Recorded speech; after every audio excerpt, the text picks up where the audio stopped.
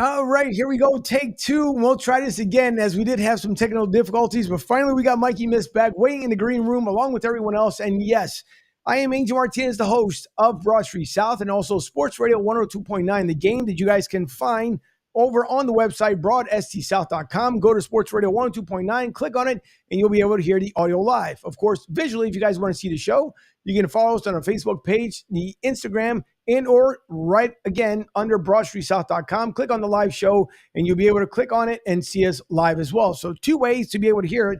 And tonight as well, along with the other option, as soon as I fire it up here, the third option, you guys can hear us thanks to Amazon, is over on AMP Radio. So if you do have the AMP app, you can click on it, Broad Street South, and you'll be able to hear us three different ways from Sunday. So with that being said, my honor and my guest to have on tonight, and you guys remember the afternoon drive home, no one, and I mean absolutely no one, could beat Mikey Miss from 2 to 6. And if you guys do not remember, he'll remind you as soon as he comes on here. But I'm telling you that Mikey Miss had that drive time locked in. And it was so much fun because if you follow Mikey Miss like we did, from controversial, and I don't mean controversial in a bad way, what you would hear on different subjects, other broadcasters possibility, and just the phone calls in general. If you brought it to Mikey, he would bring it right back to you. But the good thing was with Mikey Miss is that if you actually had an answer to what you posted to Mike, he would either give you the credit or he will let you know there was actually a good call. So it was so many years of so much fun. And now you can listen to Mike Missanelli on the Mike Missanelli Podcast, brought to you by Bet Rivers, and that you can find on Amazon, Sprout, on Buzzsprout, also, if I remember correctly, and along with YouTube, so you can hear the audio over on YouTube. So with that being said, I welcome you to episode 182. We also have Ronnie Gent here in the house along with Ryan F. So as soon as I switch everything over, and if you guys can see, by the way, as I bring up once again, Penguin Pretzels, as you guys see on the screen there, it is penguinpretzels.com. So if you guys live in the Florida market, yes, we all love and know about Philly pretzels, but if you live in Florida, every gourmet pretzel, just think about the finest steakhouse that you go to, that is the taste that you will get from these pretzels. So Penguin Pretzels, anything that you can dream of and think of, Nick over at Penguin Pretzels can do it for you. So that being said, now I will switch things over so we can actually get the show started, bring everybody on. And we thank you once again, the viewers from all around the world, from tuning into Broad Street South. And with that being said, it is episode 182. I'm Angel, and welcome to the show.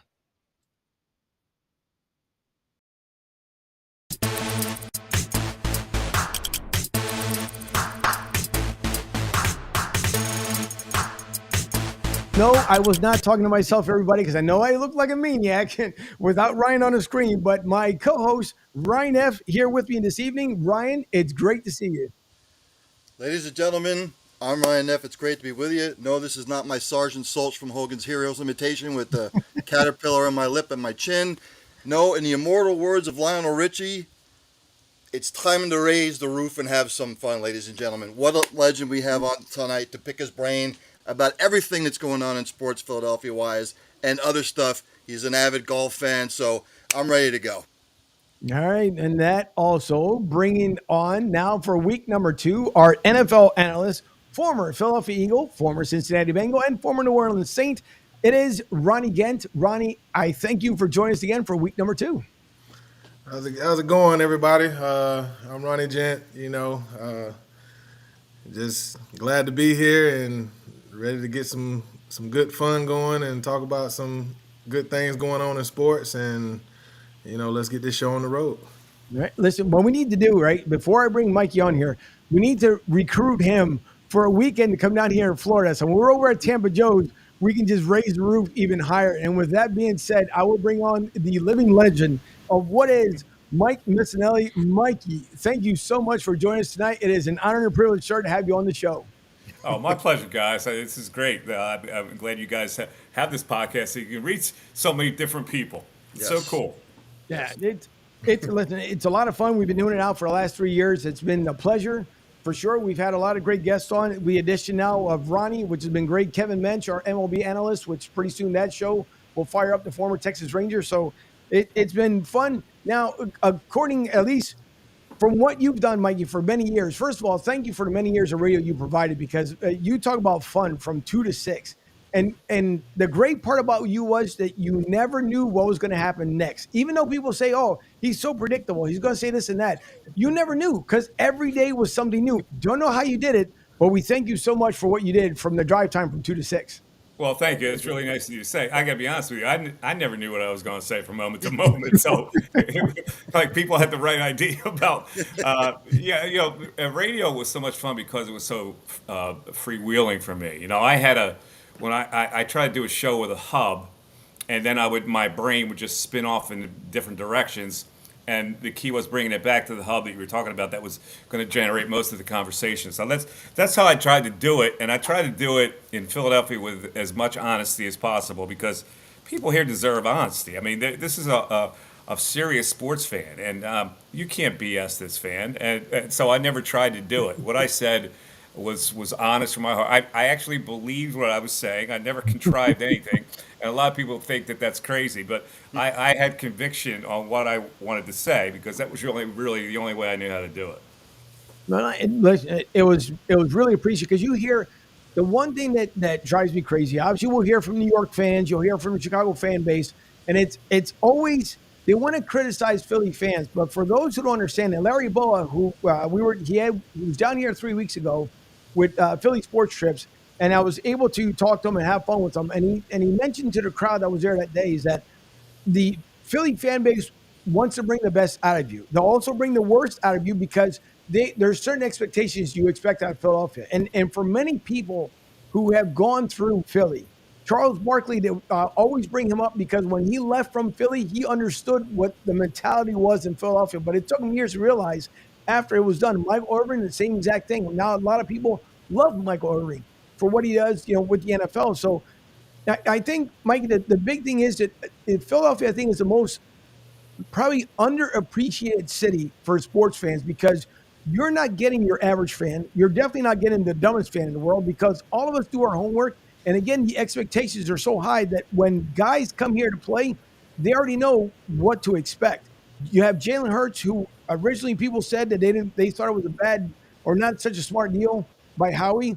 Now you look at what he did last year, and so now the expectations obviously are going to be a lot higher. So am I incorrect in saying that we are obviously underappreciated here in Philadelphia? Yeah, I think we are misunderstood. I fought that for a lot of years, and then it got to the point where I really didn't care because people can't really put their brain in the capacity of a Philly fan. And listen, there's only a couple of places where this happens. Philadelphia is one of them. Maybe Boston, it happens. I worked in New York for a couple of years, and there wasn't nearly the passion in New York. Probably because it's so fragmented. There's so many teams and so many loyalties that are just interspersed and divided. But in Philadelphia, it's like this is it. People take it seriously, and you can get a sociologist to try to explain that, but it is what it is. They take their sports very seriously here.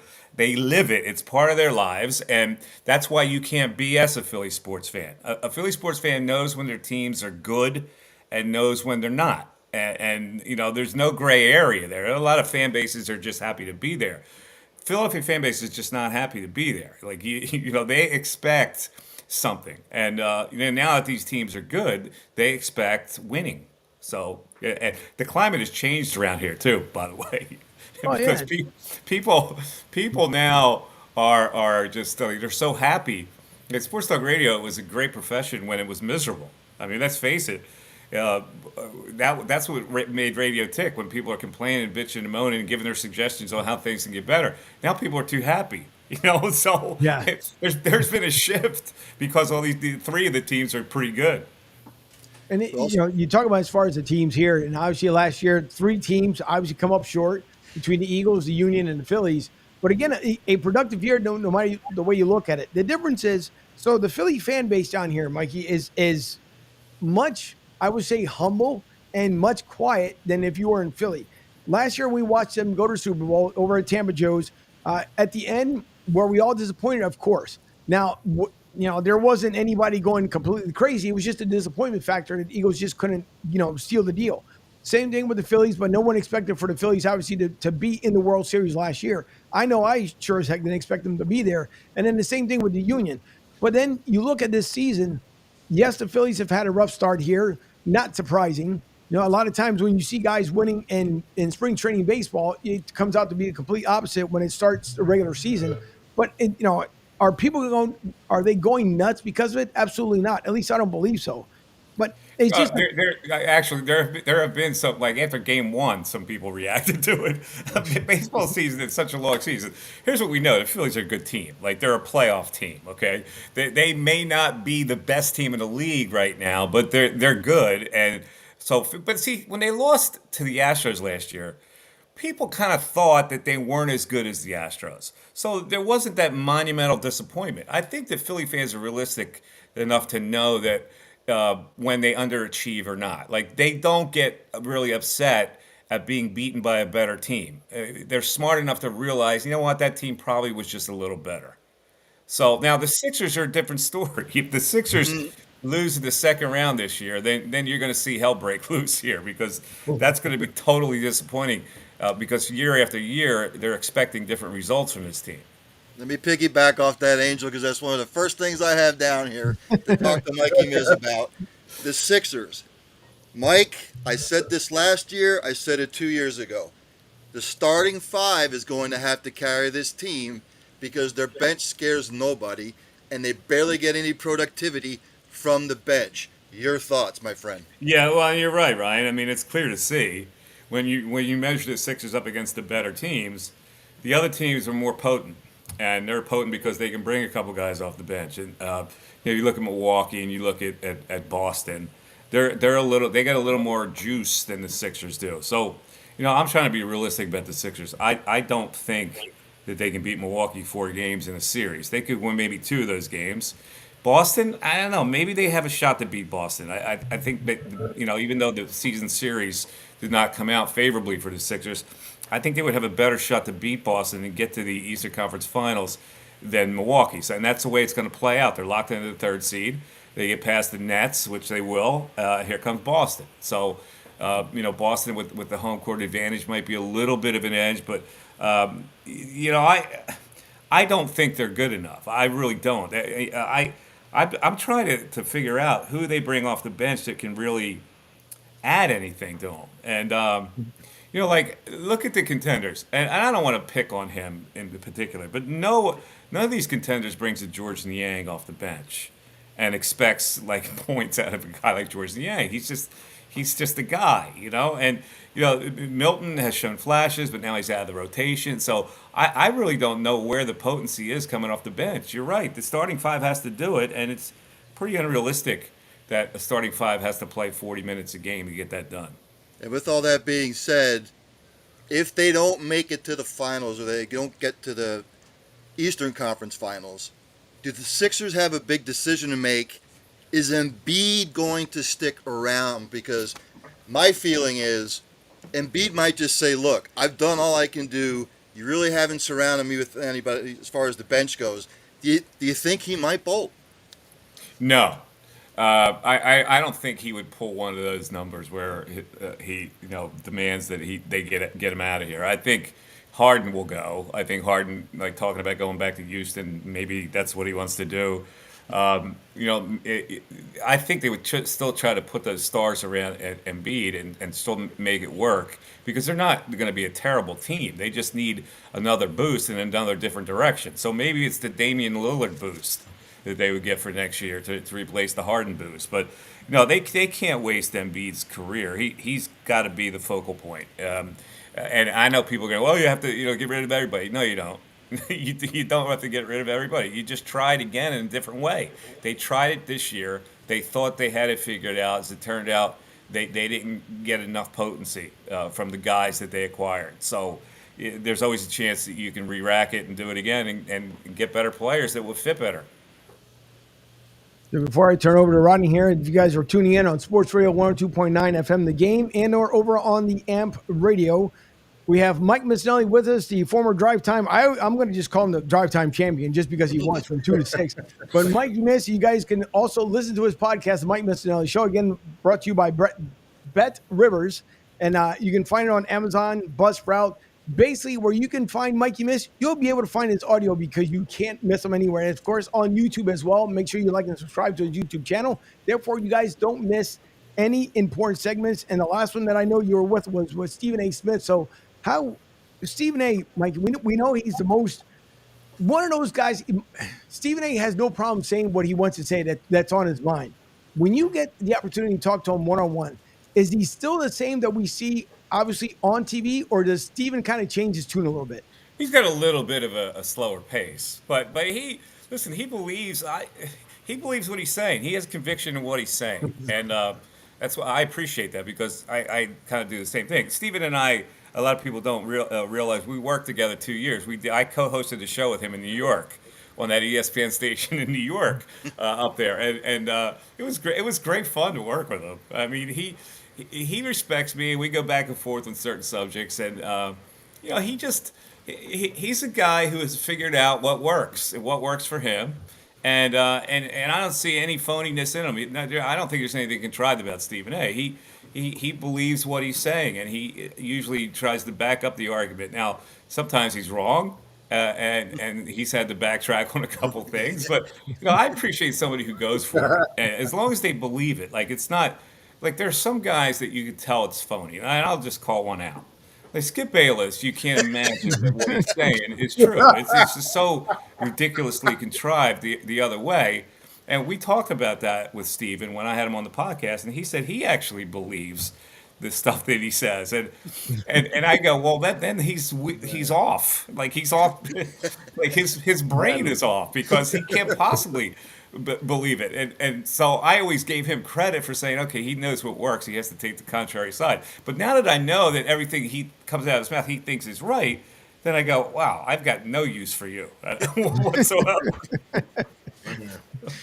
What's interesting is you're absolutely right, though. Skip Bayless believes everything that comes out of him. Like, he's one of those commercials that you used to say back in the day. It was like, well, if someone has a microphone in front of them, well, they must be talking the truth. And Skip Bayless, I think he must, I don't know if he just sits around the shower or something else and ends up talking to him and saying, well, you know what? I know what I'm going to say tomorrow, and everybody's going to believe in it. But then you also had with Shannon Sharp not too long ago, right? There was that, again, where people said, was Shannon Sharp being truthful, or did he just give in to what Skip Bayless was talking about? So, and it's kind of hard to kind of, I don't know, to take Skip Bayless serious whatsoever. I personally don't listen to a lot of his content, only because I'm not a fan. I know there's plenty of fans that probably love and enjoy him. I personally, I don't. I'd rather listen to Stephen A. Smith any day, because it's just funny, especially when he goes on his Cowboys rant. It's the most hilarious thing ever, because he loves picking on him as much as he possibly can. So it's just fun times with him. Yeah, I had two story confrontations on my radio career. One was with Bayless, which is where, like, if you've ever heard people say, like, the Google me thing that they've had on tape for a lot of years. That came in an interview with Skip Bayless, and I like nailed him to the wall on a couple parts, and I was really angry about it. He had said something that all these lazy out of town reporters say about Philadelphia, like, the Philadelphia fans bad, that that old tired routine, and so I challenged him on a lot of it, and we had a storied argument, and that's when he said, well, I don't even know who you are, and I go, it doesn't matter whether you know who I am. Google me, and that's where it came from. Yeah. Well, that soundbite was great, because they would play it so many times throughout the show, and it was probably the best thing ever.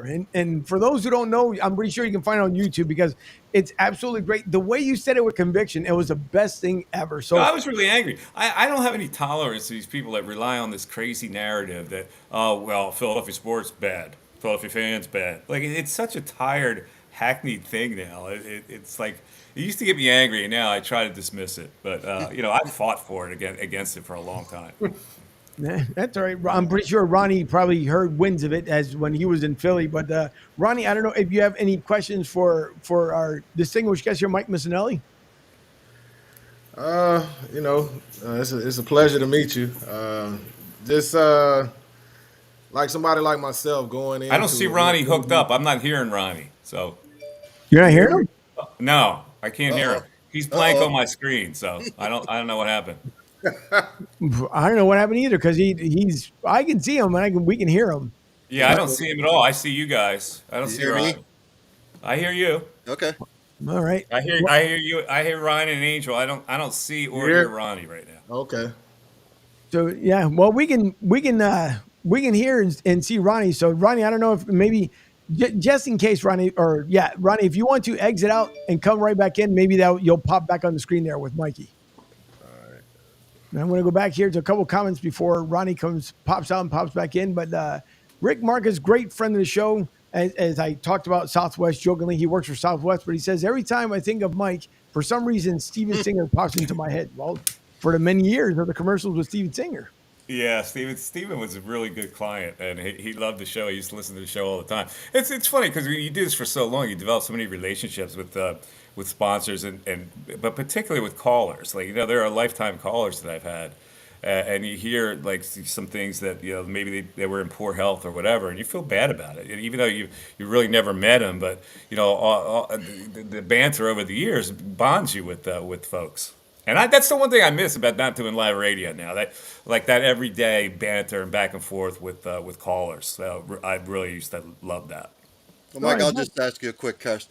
I'm a Chiefs fan, so I heard it from Eagles fans for 2 weeks, and of course, when the Chiefs won, then they all disappeared. But what do the Eagles need to do in the off season? I see a lot of pundits say they should go all defense. They need a running back. They need this. They're all over the place. What do you think they need to bolster up this roster for next year? Well, I mean, listen, they're pretty good. I see Ronnie now. Ronnie, so I probably can hear you. Ronnie, What's say going on? something. Oh, there he is. There I he got goes. it. Oh, I got it. There we So, go. again, it's like the Phillies. We know they're a good team. They're going to be a good team. They're a playoff team. And so what do they do to get to the next level? You just try to keep adding. Now, it was key for them to keep both their cornerbacks. I thought C.J. Gardner-Johnson was really key for them to keep, and I don't really know what happened with that situation. But and then they got Slay back. And by the way, I had a beef with Slay this week. I saw it. I don't quite understand it. Well, maybe we can talk through that in a couple seconds. But they obviously their defensive line has to produce. Like what are they going to get from their defensive ends this year?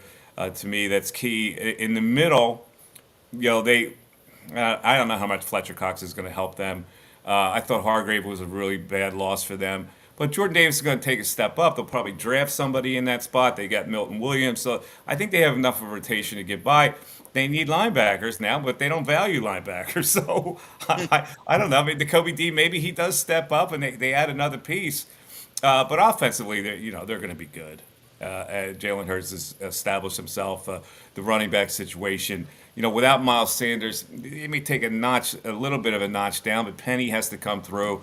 I think they're going to be fine there. So they're a top team, and I expect them to be a vital participant in the playoffs. I can't see where they're going to fall on their face. They have a couple different coordinators now they have to get adjusted to, so I think they're fine. All right, Ronnie. Yeah, like I was saying earlier, it's a pleasure to meet you. I've been Good to meet you, Ronnie. Had you love Philadelphia or what? I mean, it was fun, man. Nice people. Got to, when we were off, I got a chance to see the city. I just didn't. I'm not a public transportation guy because I'm a Florida guy. So it's like, and then the parking, you got to be rich with that parking because once you, because I'm the type of person I want to drive to a place, and when I want to leave, I want to leave. But that's just like I was telling them earlier. It was funny. I was called country because I had license. You know what I'm saying? They were like, everybody don't, we don't drive tractors up here, and I'm like, what? Just because I got license? But no, I was just asking earlier for somebody like myself, former player or whatnot, trying to make a splash, jumping into business. What are your recommendations? Like, what do you think some of the from a player standpoint, it's interesting because there are a lot of players that get into business that don't want to step on anybody's toes, and it's natural because you guys are a brotherhood and a fraternity. And I think you have to break through that a little bit. I think if other players think you're fair with them, they don't like to be criticized at all. So, I know they don't like to be criticized, and I know it's tough for a player to criticize a player because they know how hard it is to succeed in the business. But I think you got to have a little bit of a, You have to give a little give and take when you're a player, and be honest, because now you're working for the people who are listening to you. And you're not now in the locker room trying to be friends and teammates with guys. Your employer now are the people listening, and you have to be honest with them. The last thing you want them to think is that you're selling out because you're an ex-player and you want to protect your players. So that's the way I look at it. Now, the Slay thing is a classic example. So Slay, listen, I'm pretty active on Twitter, and my podcast is pretty active, and I'll just throw out some comments on Twitter every now and then. And Slay has really talked a lot lately, and the last thing I saw was a story about how he wanted to remind everybody how he was really this close to signing with the Ravens, which is fine, but it's like. So I said, have you? I just put out a question. I said, I'm kind of getting a little tired of Slay. You, meaning feedback from people. Right. And I got like crushed by fans who thought I was attacking their beloved player Slay. Right? I really wasn't trying to do that. I was just trying to put a provocative question out there and have people respond to it. And then apparently he got involved with it. And he said, yeah, I can't. I can't take criticism from somebody who's ass at their job. Like, dude,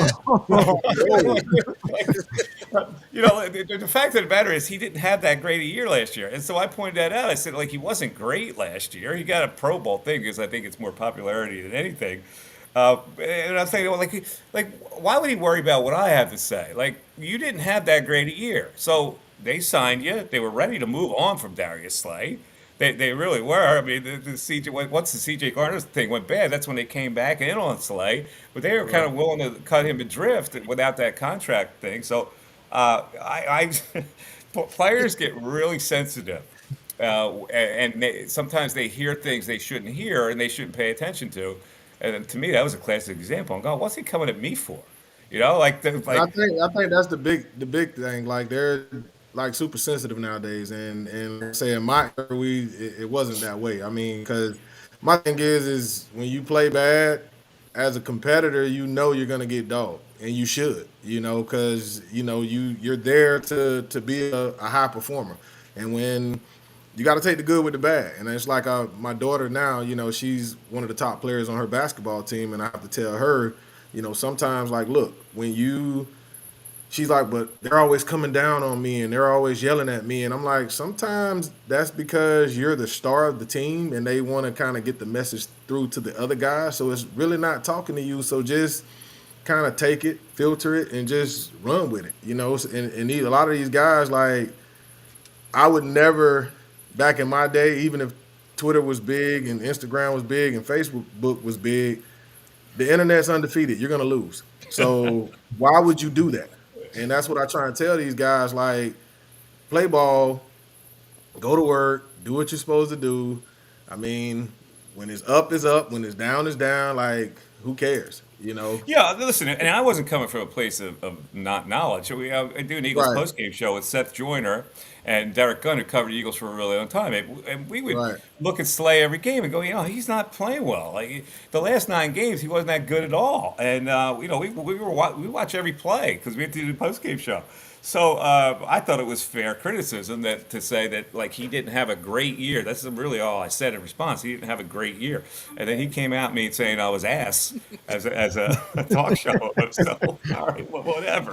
I saw that on Twitter, and I was wondering if you were going to bring it up or not. I was like, all right, it's a classic example. Listen, I know a player is not going to say that directly. Seth Joyner does, though. Seth doesn't hold back anything. He throws it out there.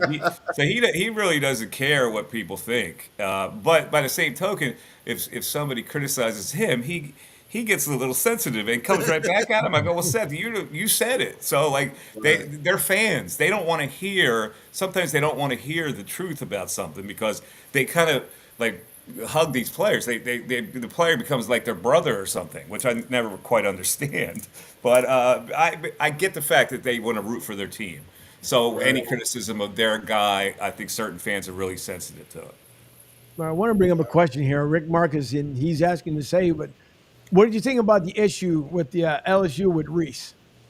It's interesting because I blame the whole thing I blame on Trump, but I don't want to get into like the political ramifications of this. What I'm saying is the climate has been created, which is so bad now. I trash talking to me. I don't care. I love it. Like I love the taunting. I love that. And at first I said, well, I saw it, and I said, well, that's it's kind of unsportsmanlike. But then I saw that Caitlyn had done it earlier in the tournament to people. I go, well, that's fair game. I don't understand why people are complaining about it. But see, what happens now when you get this racial thing, this racial divide that's been created in this country? It's like, okay, black people are very sensitive to being criticized when like the criticism came in from white people. Oh, that's terrible. That was that, and so the climate is so bad that black people go, really? That's not terrible. We've been fighting about this our whole lives.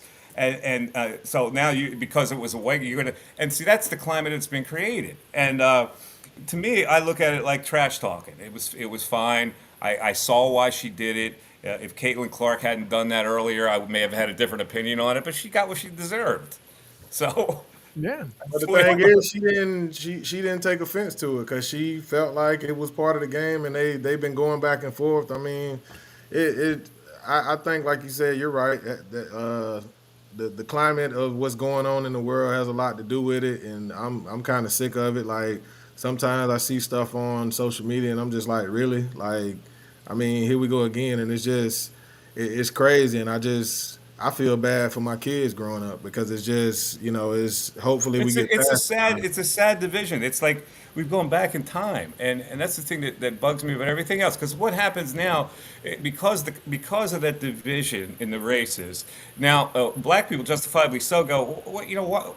Like this is what, because the person was white. You would have never said that if that person wasn't white. And now white people like feel that they have to like lash back and protect their race, which doesn't need protection at all. And like all of a sudden, like they're the victims. Like white people can't be the victims in this particular situation. So I know I've gotten too political with this, but like that's the way I look at it. The climate that's been created was directly involved with that whole episode.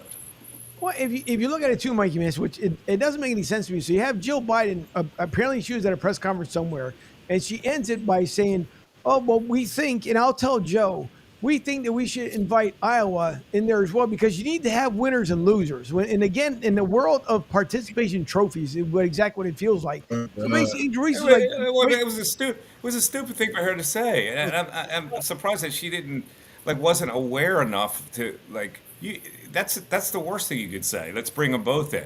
Because now you're talking about, okay, this is a predominantly black team, LSU. So now what? You have to include the white girls from Iowa in there? Like that's the way people are going to look at it. And she should be more aware of that than anybody, and didn't think it through. This isn't a participation trophy. This is she's saying, well, I wanted to celebrate women's basketball. Well, no, think beyond that. You're making it worse. You're not celebrating women's basketball. You're creating another division. And you should be smart enough to figure that out. Should. But I admit though, the women's tournament carried the tournament this year because the Final Four for both was way better than the men's. It really was, Ronnie. I tell you, for LSU to score over 100 points is a pretty amazing feat. I mean, they were going up and down making shots. Scoring 102 points in that kind of a game is amazing to me. Yeah, they shot. And like I said, I give the girl credit for coming off the bench. She's a senior, was a grad transfer coming in. Like I said, dropping 21 points off the bench. That was huge. And I think that was the turning point in the game. I think that LSU had a deeper bench, and that's because Iowa had that same rotation, and when the foul trouble came into play, the bench they played were done.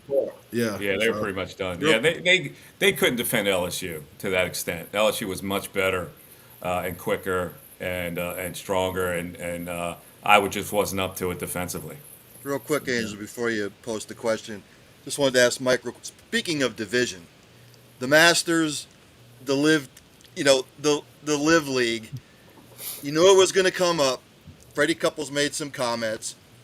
I personally didn't think that they should allow those guys in the Masters. They're not part of the PGA anymore, but that's just my opinion.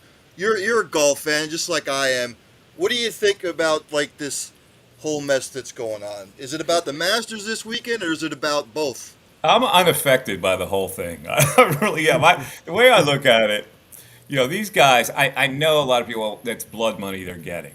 But the money that they're getting is like so hard to turn down. I can't, like, I was watching this series on Netflix on the PGA Tour, and Brooks Koepka's going, I'm going to make like $200 million here, and I owe it to myself and my whatever family I'm going to have to make that money. I know there's traditionalists. I don't really follow the Live Tour. To me, those guys did what they want because that's what they felt was best for their lives at that particular point. So I don't get real territorial about it. Like I get it. If I watch a PGA Tour, there are enough great golfers in that tour that I can admire and watch. And so if they want to let these guys play in the majors, it's only better for the fan. The only people that are cheesed about it are like the Rorys of the world who have this territorial thing going on with the PGA Tour, and they don't want those guys involved. But the fans would probably rather see those guys play. Like, do you think the fans care that much about those guys playing in the Live Tour?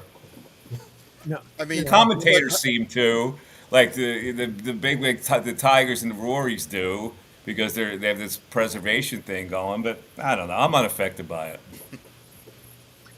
Sean, our sports contributor, he says, what are you doing with the 10th and 30th pick in the draft? I think if the kid from Georgia slides to him at 10, they would take him. I don't know if he's going to slide down that far. I don't know if that little infraction he had is going to push him down. Otherwise, I think they're going to trade back. It's interesting. They had Joey Porter in for an interview this week, who I like a lot. I'm a Penn Stater, but that's not why I like him. I think he's got really good length. I think he's tough. I think he's got the good genes from his dad. If they move like back to 15 and gain a couple picks out of that, and wind up with a starting corner like Joey Porter, who doesn't really have to start right away, I think they may do that. But if they stay at 10 and the kid from Georgia is there, I think they'll take him. But you know what they do with draft picks. They're devoid of draft picks in the middle. They don't like going into a draft like that. John also says that they need to address the running back situation there, which he names 3 players up there on the screen. And obviously the Eagles, we know supposedly Howie is going to make a big splash. That's what the rumor has been all week long. We'll see there. Then Ryan had let me know earlier about Derrick Henry possibly going to the Cowboys. Is that the solution or the end all to be all with the Cowboys? No, the Cowboys will still be where the Cowboys were this year. And sorry for the Cowboys fans who listen in, but Derrick Henry is not going to make a big difference out there in Dallas. And Jerry Jones, obviously, until that man decides he wants to go away like George Steinbrenner, unfortunately, it's going to be that mess of what it is. I don't believe for McCarthy to be the head coach, I don't believe, just my own opinion, I don't believe Dallas will go anywhere with Mike McCarthy. And I bring this up a bunch of times because that's the way I feel. And I don't know, Mike, if you have the opinion as well, but I just don't believe Mike McCarthy is the head coach for Dallas. There's a lot of people that think that, Angel. I think there's a lot of people that think Dak can't take him to the next level either. So I don't know. Listen, at running back, I love Bijan Robinson. I think the guy is going to be just a monster in the NFL. You can speak to that, Ronnie. That guy. So I don't know what's going to happen with him in the draft. If he's dangling still in the 20s, I wonder if the Eagles would try to trade down and grab him and use that 30th pick and something else.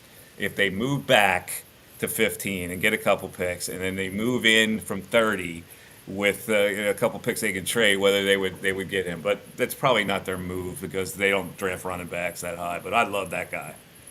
Yeah, he's a great fit for them because, I mean, he can do it all. He can run the ball. He can run between the tackles, outside, inside. He can be effective in the passing game. And that's really the way the game is going. And it's funny that you say if Henry goes to Dallas. I mean, the thing with Henry, I mean, you know what you're going to get, and it's just, people are going to stack the box. And now that forces you to throw on the outside. And I mean, they're up and down with their passing game. I mean, it's never been consistent. I mean, one minute is this, and then 1 minute is that, and then they have a big, the question at tight end. So, I mean, who knows? But I mean, if you put Henry there, I mean, we all know what you're going to do. And it's the same situation in Tennessee. Yeah. So it's Yeah, that's a classic Jerry move. It's like Mark Cuban grabbing Kyrie. Sometimes it just the flow doesn't work, even though the player's great. Now, if he would have went to Cincinnati, that Yeah. makes a splash. Derrick Henry in Cincinnati, that's crazy. I mean, with the pieces that they have, I mean, it doesn't get any better than that. I mean, that's a perfect fit. But going somewhere where you're going to continue to be one dimensional, that makes no sense. And Right, there's only one Philly team that I haven't, expanded upon here, and that's the Flyers. We've had discussions. I noticed that you're a hockey fan with that Blackhawks. Yeah. And we're worse than the Flyers are. Are the Flyers still in Philadelphia?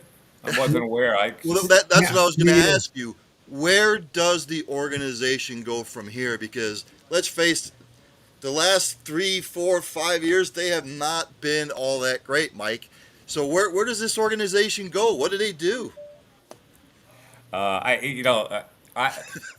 the last 10 years, I've talked about the Flyers and their need to I advocated cleansing the whole thing. I mean, changing the colors, the logo. They had to get all these ex-Flyers who were involved in this franchise out of there because that old mindset just it was like a rotting egg left out for the night. It's like it permeated. You had to get rid of that whole mindset of this Broad Street bully mentality or what works. The game turned many years ago to speed, and they were way behind the 8 ball with that. And I just used the hockey term behind the 8 ball for you, Ryan. So, I have no idea where they're going to go. Danny Briere, is he fresh enough? He's an ex-Flyer. I don't know. Are they going to give him the job? They just changed the ownership a little bit.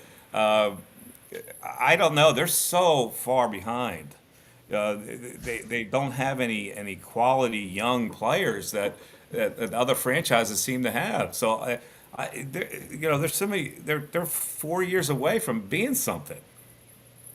To either something or out of town, one of the two, because you got, God bless Flyers fans who continue every season to buy season ticket packages because I can't do it. I just don't know how in the world I end up doing it. When you spend all your money, and this is where I always put in my 2 cents, when you put tons of money in Gritty, the goofy mascot, if that was your priority as a Flyers, and that's what it seemed like for the last 5 years, if that was your priority, then shame on you, because that's what it feels like they cared about is, let's put Gritty everywhere. And that's what drives me nuts as a Philly fan.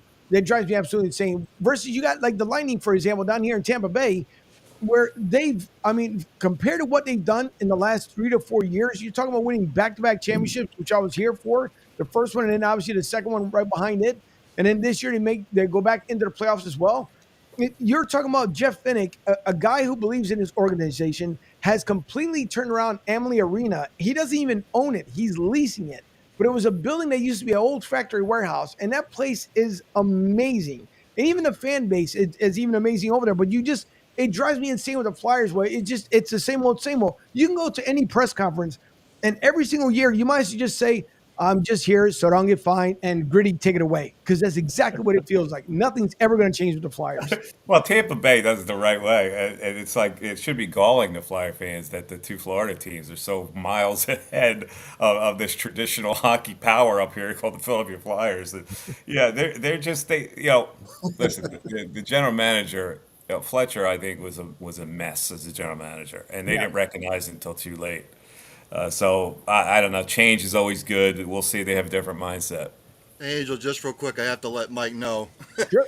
We've had Martinez on here a couple of times talking about hockey. And I remember when he was your producer, the funniest thing I ever heard between the two of you was when he called up to order Chinese food as Joe DeCamera. It was this bit that he did. It was hilarious because everything out of Martinez's mouth, he'd order something and then he would say, I'm Joe DeCamera. It's great to be with you today. And it was the funniest thing I ever heard on the show. Yeah. Jason was good at imitating people. Yeah, he was funny. He must be dying though, Mr. Hockey himself. Yeah. I haven't talked to him in a while, but he's got to be like he's like part of the broadcast. Like, who listens? I don't even know why they cover the Flyers now. Like, the game story's on page Z on the newspaper. But I go like, okay, what is there news coming out of here? Like, I've forgotten about this whole season. I haven't even looked at 3 minutes of hockey this year. I haven't even been down here. I'll catch some of the games this year. Absolutely nothing. And God bless John T, because I'm pretty sure he probably thought, what did I sign up for? Because no matter how he talks to the guys, 10 ways from Sunday, the message doesn't go through. It says like, It goes in one ear, not the other. So God bless him for it. But Rick says, how do we get you down here to Tampa Joe's for an Eagles at Tampa? And simply said, I'll reach out to Vince. We'll put it together with Philly Sports Trips, and we'll get Mike Missanelli down here for Eagles weekend. Oh, sounds good. I was just in spring training for a weekend, but I'm actually going in the Tampa area to play golf in about 10 days. No, what are you playing? Playing Stream Song and then playing the Copperhead. Okay. Oh, nice. Well, maybe while you're down here, hopefully we can try and connect while you're down here, because I'm down here in the Tampa Bay area. So this is been my new home for the last 5 years. I can't even believe I've been down here for 5 years already. But it's a great place. If you want to retire, I'm not trying to influence you one way or the other, Mikey Miss, but if you want to retire, I'm kind of retired now, so I know you're retired, but I'm just saying, once you're done. Matter of fact, we'll just listen. The studio set up here. We'll just do the Mike Missanelli podcast from here, and everything else will be just fine. That sounds good. I'll take you up on that. All right, but you're talking about Derek Gunn, and obviously he's been on the show multiple times as well. But has become a really great friend of mine, and Seth Joyner, and those guys are always fun to talk to, because they will say exactly what they say. And Derek Gunn, the one thing I love about him is Derek Gunn is very sharp on the way he chooses how to say certain things, because he can feel like you get kicked in the ass by Derek Gunn, but he does it so eloquently that you don't see it coming. And that's the best part, I think, about D Gunn. And it was fun having those guys on here. And again, Seth, we've had him on twice. Derek Gunn, I think we're up to 3 or 4 with him. And both of those guys are so knowledgeable. What's it like when you guys get together, obviously for the post-game show with JAKIB Media? What's it like when you guys, prior to coming on air, what's the feeling in the room? It's fun to work with those guys. When the opportunity was presented to me, I jumped at it. I thought this is going to really be a fun show. But we watched the game. We have our own green room where we watch the game. And watching the game with Seth is one of the greatest things ever, because he's so, he's aggressive. He's an aggressive guy, and he played aggressive football. And he has no tolerance for defenses that aren't hair on fire aggressive. He was incensed every game with Gannon last year. It just poured out of him. Like, he couldn't stand the way Gannon played defense, and we laugh at him, and we try to tweak him and try to get him off, and he brings it. But I guess Seth, listen, okay, they're not as aggressive as you would like. They're not the Jim Johnson defenses, not the Buddy Ryan defenses.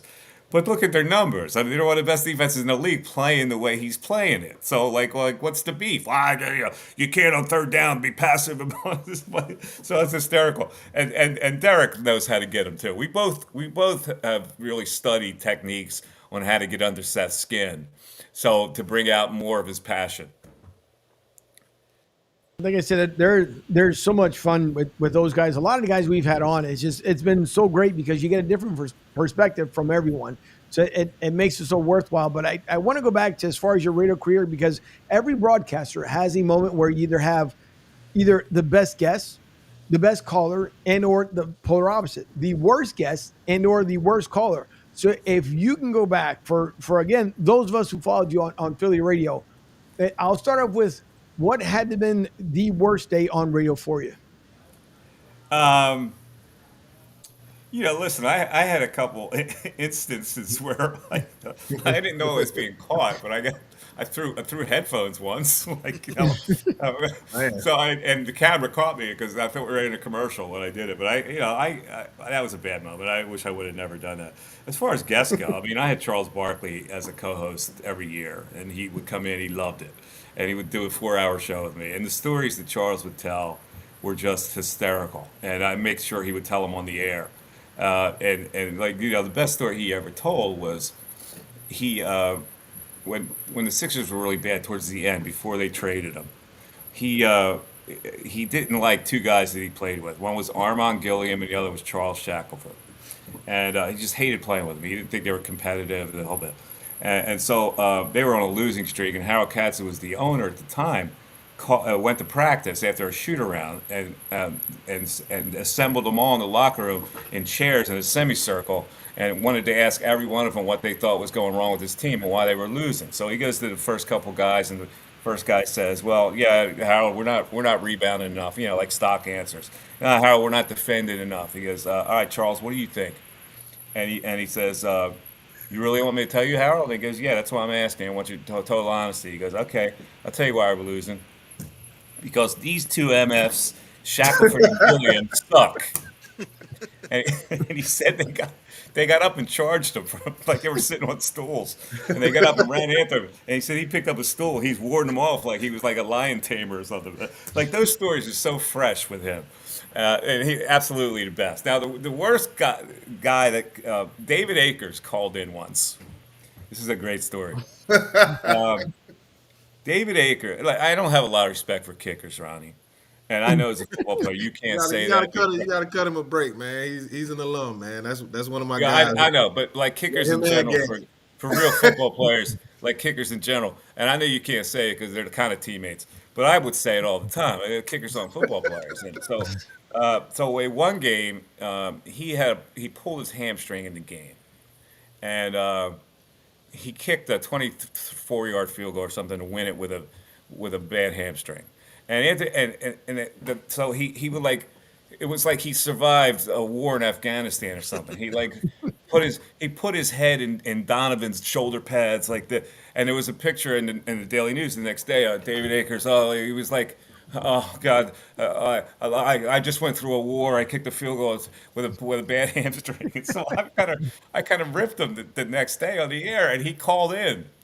And so we had a beef on the air, and he wound up saying, "Yeah, well, I'll kick your ass in any sport you want to play." I'm like, "Dude, come on, man! Like what are you doing?" Wow.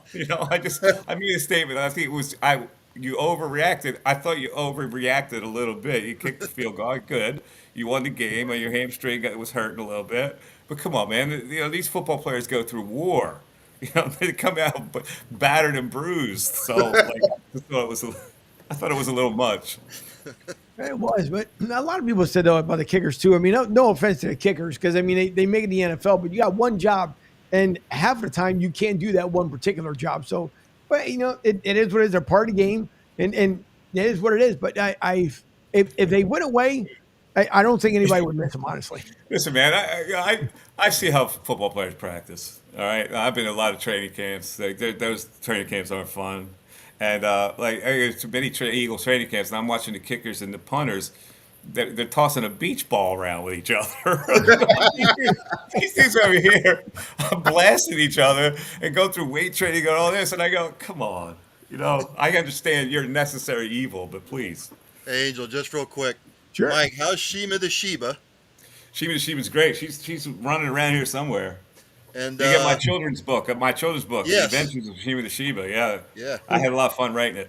And give me a good Italian dish that I could make that's real easy. Don't give me pasta and spaghetti and meatballs. I'm talking like a real Italian dish. A real Italian dish involves pasta, bro. Well, okay. What do you want to make? Oh, just give me something that you would make that most people wouldn't. I make it. It's real easy to make it. Like a nice chicken parmigiana. You want to do that? Okay. You get a little chicken breast, right? You slice it real thin. You parallel cut it. You put your hand on top of the breast. You get the knife and you go into this way, right? And you cut them into real thin slices. And then you get you dip them in egg and breadcrumbs, and you fry them up. And then you got to make a marinara sauce with it. All right. So a lot of people don't buy jar sauces. It's easy to make a real sauce. You buy whole tomatoes. You put them in a food processor. You with a little olive oil and garlic, and you saute it. You put a little tomato paste in there to thicken it up. Beautiful. Very simple. All All right. I'm gonna All bring right. You got your sauce, you got your chicken breast parmesan. It's real easy. A guy like you can do it, Ryan. Don't worry about it. I'm going to bring up this last comment here by Sean, where he says that Tyreek Hill says he's planning on retiring at the end of the season from with Miami. Then he's on to something else. And the one thing as well, Mikey Miss, is that you hear obviously now Tom Brady claims that he's retired. He claims that he's retired, but then he was together with the boys all over again, I guess in the Bahamas, whatever. And there was that one situation too when he talked about that he wanted to be in Miami. So do I believe in my heart that Tom Brady's retired? No. Do I believe he ends up in Miami? Yes. So Wow. I don't know. I don't know. You stop. Like, is he working out? I don't know. He doesn't look like he's working out to the point where he can actually go into a pro football team and do something. Like, once you get to that age, you stop working out. There's no way you can come back and be that efficient. So I think it's all a lot of bluster. I think so too. Well, I mean, again, but he had of course, the year the Eagles finally get back to the Super Bowl, he decides to announce a retirement. Last year, the same thing when the team went to the Super Bowl, minus the Eagles. Same. Oh, let me take the spotlight away and announce my retirement during Super Bowl week. So not surprising. It's just what he does.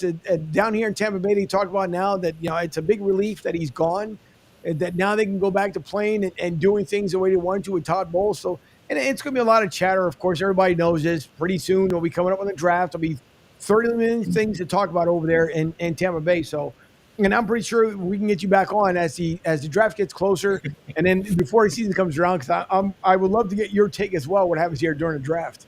I love it. Thanks, you guys. I appreciate it. I had a lot of fun with you guys. No problem. Yeah. Thank you to Mikey Miss, who came on with us tonight. Again, you guys can follow him on the Mike Missanelli Podcast on YouTube, Amazon, Apple. By the way, I had comedian Nikki Glazer on. Oh, That'll be tomorrow's podcast. Oh, nice. And she's crazy as hell, so you might want to listen to that. all right. Nikki Glazer, right? She's pretty nuts. And she doesn't hold back. Think about a podcast. You can say anything you want, like no FCC regulations. So exactly. That's the best part. That's why, listen, I will say selfishly, even though I know you loved your radio career, but I like that you're doing now a podcast because you can finally say what you wanted to say without being, held back from anything. Well, I pretty much said what I wanted to say, which is probably like why the end came. But finally, like for 35 years, I pretty much said what I wanted to say. That's the only way I could do it, man. I always thought, like, if I had to censor myself in my head, I wouldn't be that good. Like if something stopped me from saying what I really wanted to say, then how good would I be as a sports host guy? So that's why I always let it fly. Man, no, it's all right. It worked out for the most part. So it did. It did, and we dream for you to do this. I'm sorry, Ronnie. Was that a big dream for you growing up? I had no idea about ever being a sports host. It happened by accident. I started out as a newspaper reporter. I thought I was going to be a Major League Baseball player. I was a Division I baseball player, but I did. I fortunately paid attention to the other side of it, so I was able to start a career in journalism. And radio just happened by accident because it started in Philly in 1991 or something. And, the guys from the newspaper got together and said, well, let's go on the air and talk about what we're talking about. And so the more we did it, the more that we liked it. So a lot of the guys that made their mark Sports Talk Radio really came from the Inquirer sports staff. They poached all of us. And I just ran with it. I didn't know where it was going to go at all. And so, I had a law degree. I figured if it doesn't work, I can do many other things. And it just worked. And it sucked me in for 30 years. So. That's the way it works. It's all by accident, man. What was your biggest dream event to cover or be a part of? I covered Super Bowls. I covered Final Fours, national championship games. I covered baseball. When I was a writer, I flew around and covered a lot of things. That's when newspapers were viable, when they had money to spend. So once you get into sports radio, you're kind of grounded, except for certain trips. But I cover a lot of big events as a newspaper reporter on Deadline. That was fun.